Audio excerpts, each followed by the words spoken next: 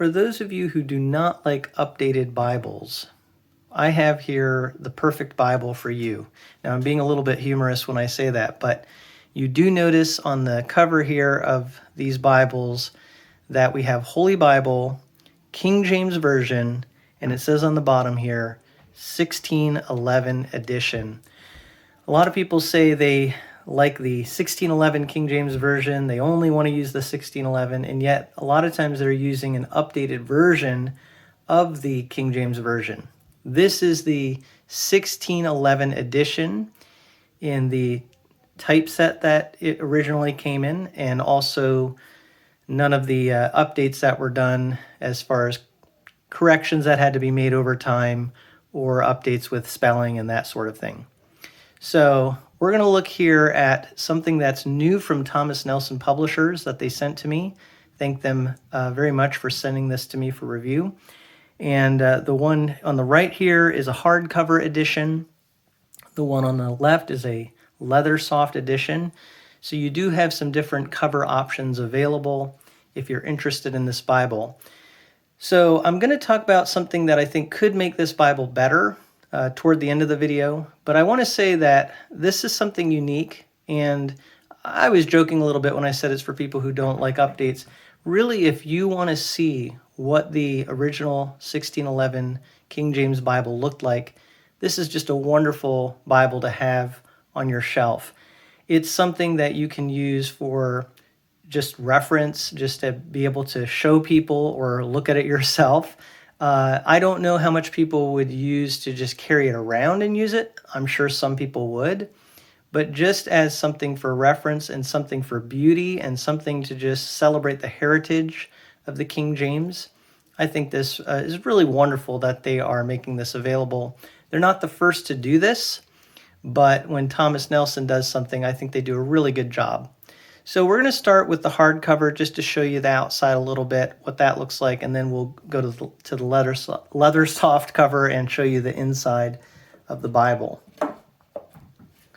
So the hardcover here, first of all, notice it does have a slipcase that looks really beautiful, very ornate design, very fitting for the King James 1611 edition.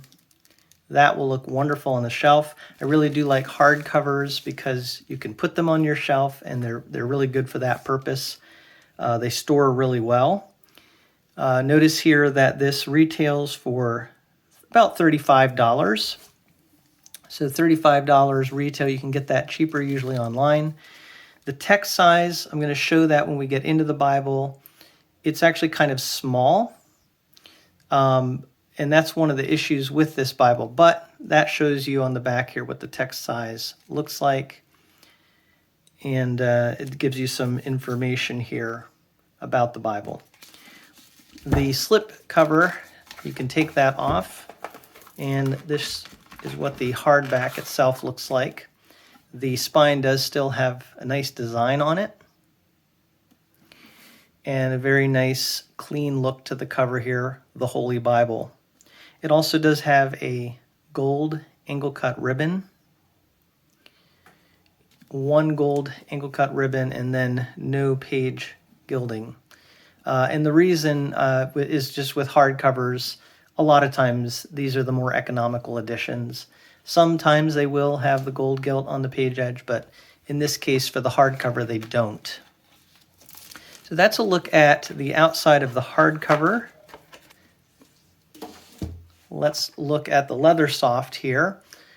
And the leather soft, first of all, comes in the slip case.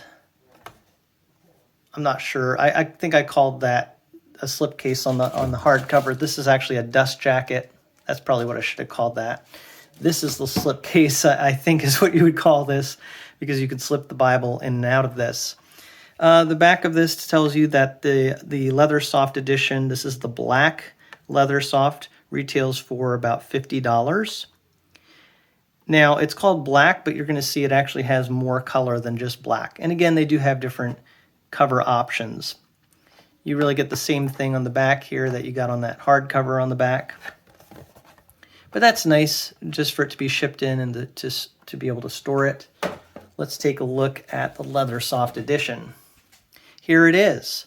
And you'll notice it is black on the perimeter, but then you have this red rectangle on the front here on the cover, and you have some nice border design, lots of stitching on this. I see, that perimeter stitching on the outside, and then you have the border outside stitching on the inside where you have the overlay of red. So a lot there, but it really does have a very formal look to it. There you see again, they have that really nice kind of old style spine. This does have raised hubs. And another thing is that these Bibles, and you see that on the spine here, it's the 1611 with Apocrypha, which, as I understand it, was originally printed with the apocryphal books. So we'll take a look at that when we get inside. With this one here, you have gold page edges, and again, a single gold angle cut ribbon. Really nice. Now, I'm sure some people would like even more ribbons and some other features, but this is really just something that I think they're making available for people to have just to commemorate the 1611 edition. So for what it is, I think they've done a wonderful job.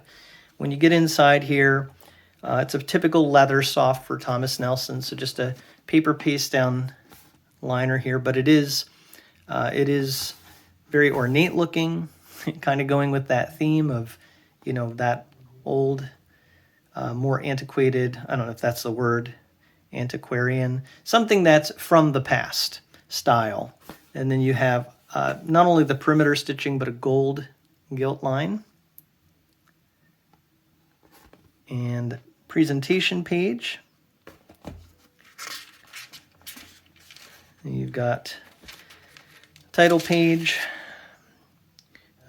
publisher title page, so Thomas Nelson Publishers.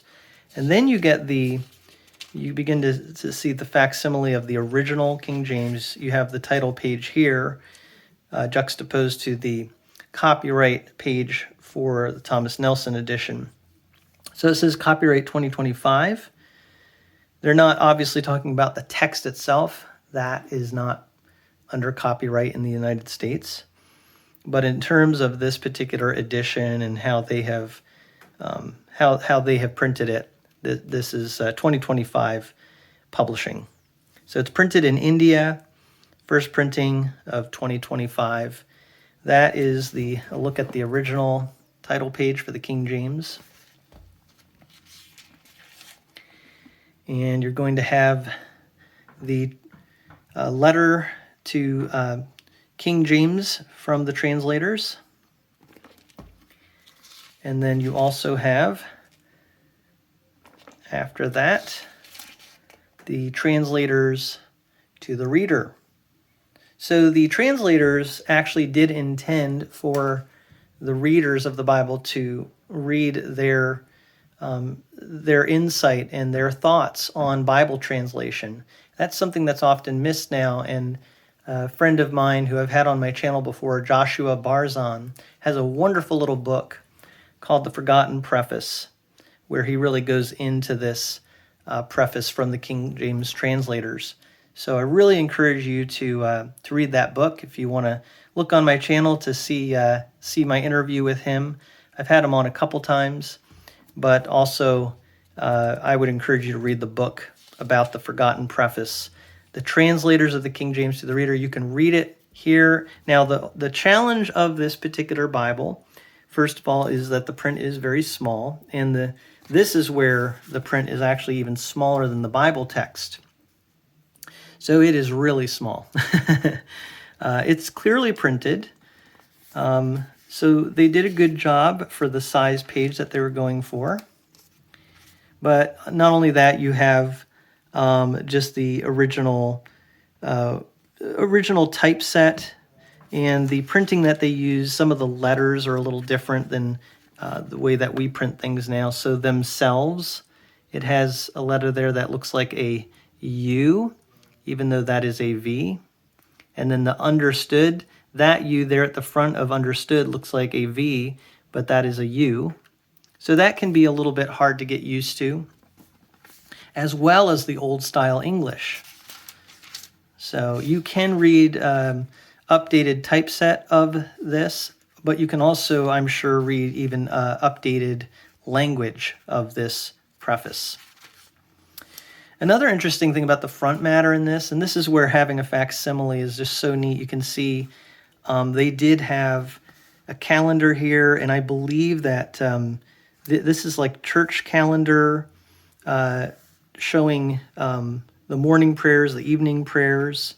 And those of you who are really in the know about liturgical church settings, which that's not my background, you can fill us in the comments as to maybe where this comes from. I mean, this was Church of England, so these might be, the typical ones, perhaps associated with the Book of Common Prayer. So someone in the comments can fill us in on all of that.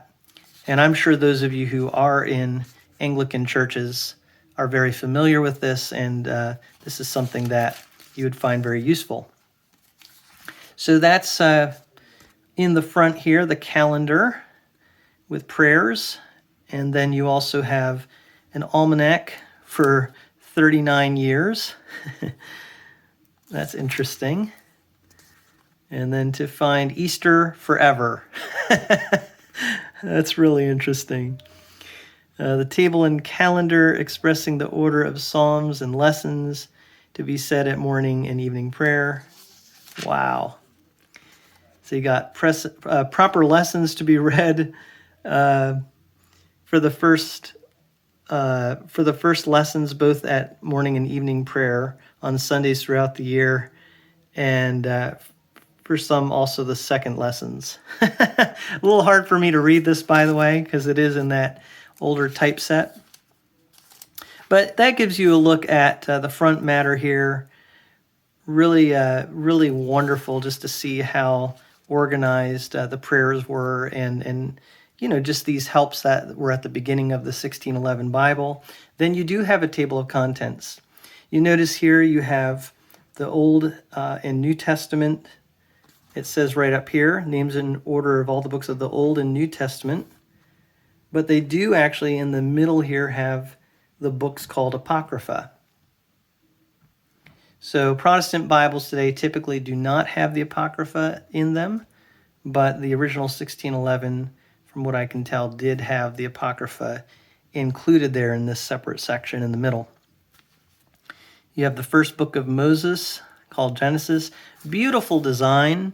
You'll see here it's, of course, now what's kind of a classic design, double column. This would have been pretty cutting edge back then to have double column with the verse numbers indicated there. And then on the outside, you have the cross references, I think these are, as well as some translator notes you're going to see throughout the Bible. Now, this says on Christian Book that this is a 9-point font, but I'm just going to show you here this is a LSB New Testament, and this is an 8.5 font in modern typeset design. And I think what you'll see here is that the 8.5 looks probably a little clearer and larger than what you're seeing in the on the left there in the 1611 edition. So yes, it's maybe technically 9-point. I'm not sure about that. I would say it looks more like maybe more like an 8-point in terms of how it actually reads. Obviously not line matched. But for a facsimile, it's really done quite nicely. And you do see, of course, the drop caps at the beginning of the chapters. You have what's become very common in King James Bibles, the headers at the top telling you the topics, which chapter is included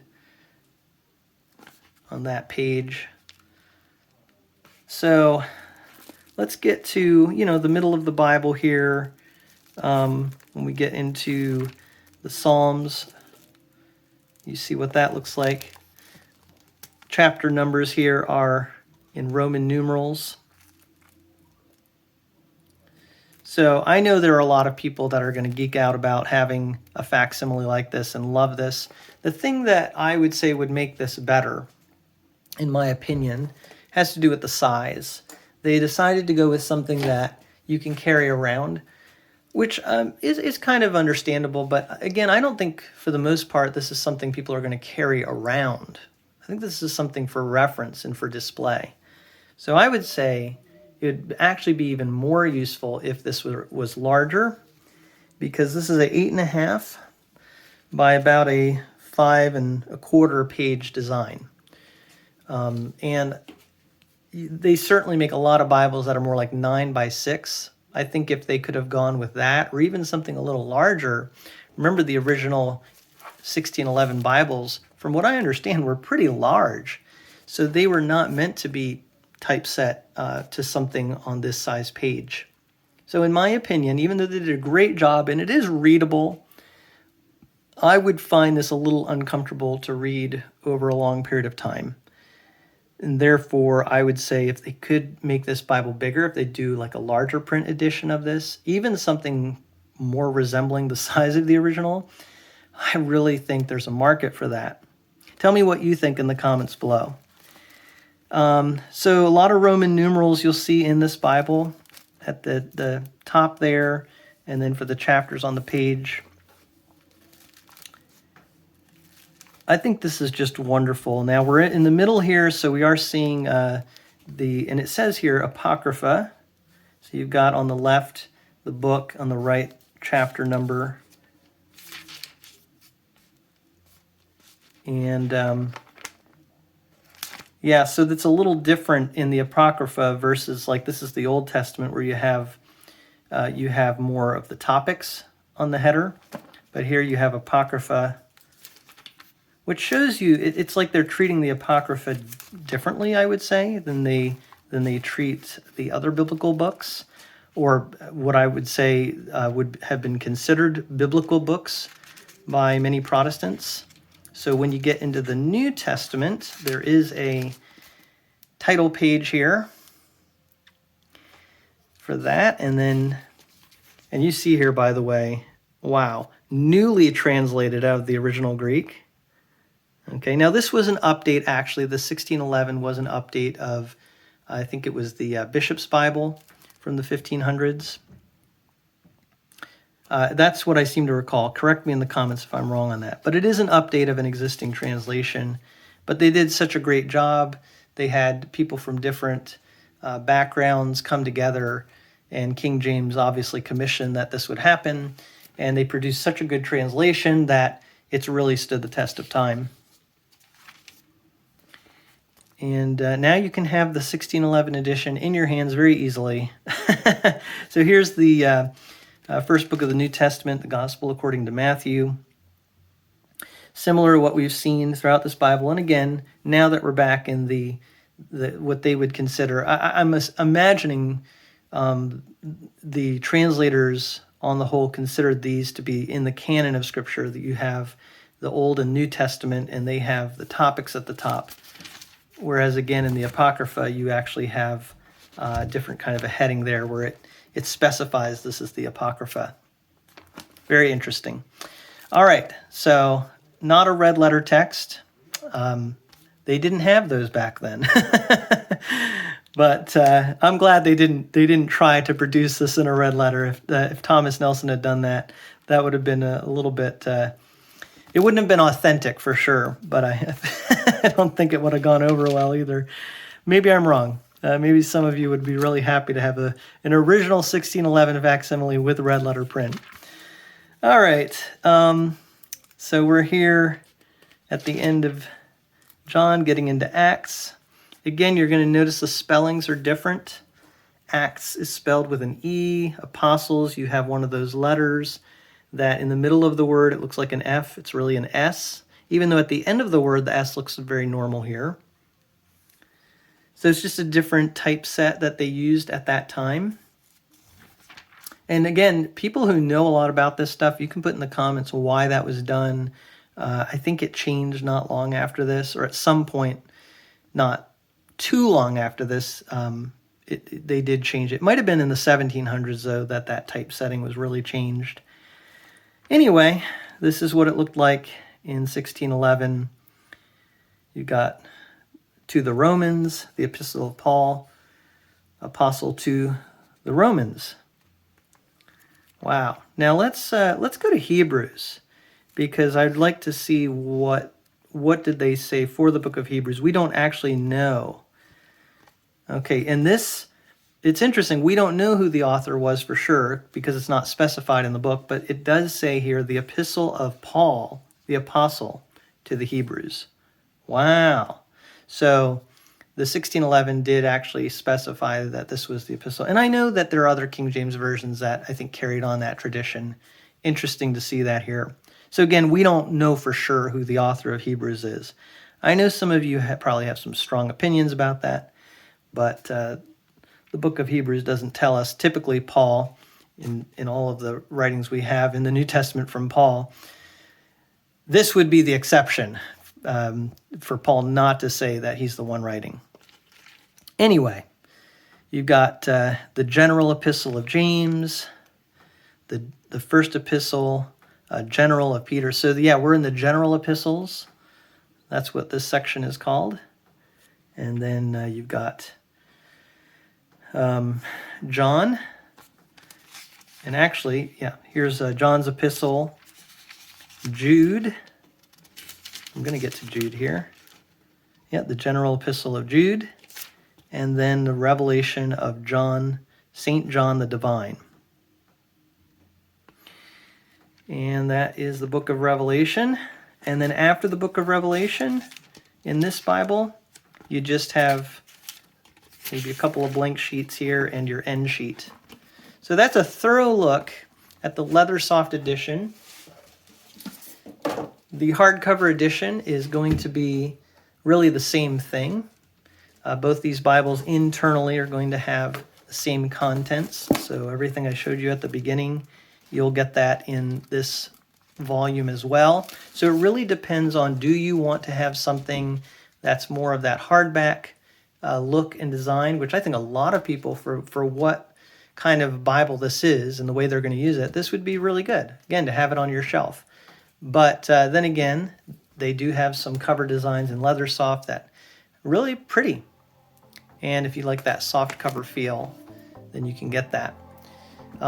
So those are the two editions that they sent to me. Again, thank you to Thomas Nelson for sending these. Thank you so much, everyone, for watching this review. If you have any questions or comments about this, I'd love to see that in the comments section. But again, thank you for watching this review, brought to you from a First Perspective.